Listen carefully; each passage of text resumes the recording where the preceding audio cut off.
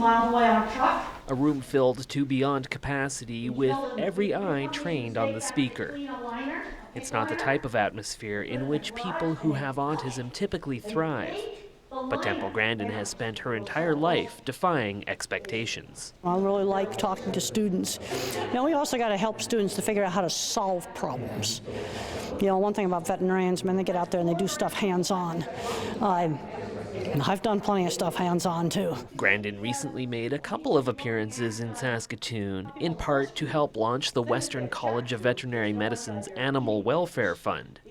Professor Joe Stuckey, who has known Grandin since they were in grad school together, says the initiative isn't really anything new for the college. It's just becoming more formalized. They can help us get more work done in this area by help sponsor more research.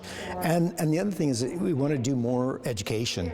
We do that every day here in the college. We're talking to students, we're educating them on how to improve animals' lives.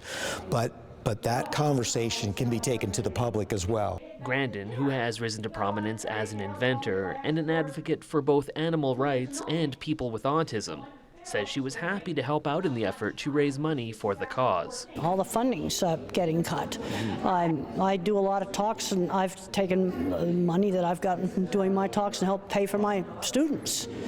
Unfortunately, funding is getting cut just everywhere, all around the world. Grandin believes one of the best ways to change the way animals are treated is to reach out to the general public and make them aware of what is happening. We've got to communicate with these people. I think a lot of young people today are really interested in where's my food come from. And I think AG has to look at everything that they do and say, now if I brought 10 people out from Toronto, could I explain what they were doing and would they be all right with it? Grandin has long been in demand as a public speaker, but it has gone to a new level since her story was told in the Emmy and Golden Globe-winning HBO film that bears her name. Why are some mooing more loudly than others? There must be a reason they're saying something. Well, they did a great job with it, and Claire Danes sort of became me in the 60s and 70s.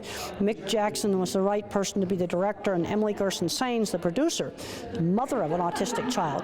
And they did an absolutely fantastic job with it, and I liked the way it showed how visual thinking works, showed how my mind works. For Campus Life, I'm Simon Hyatt.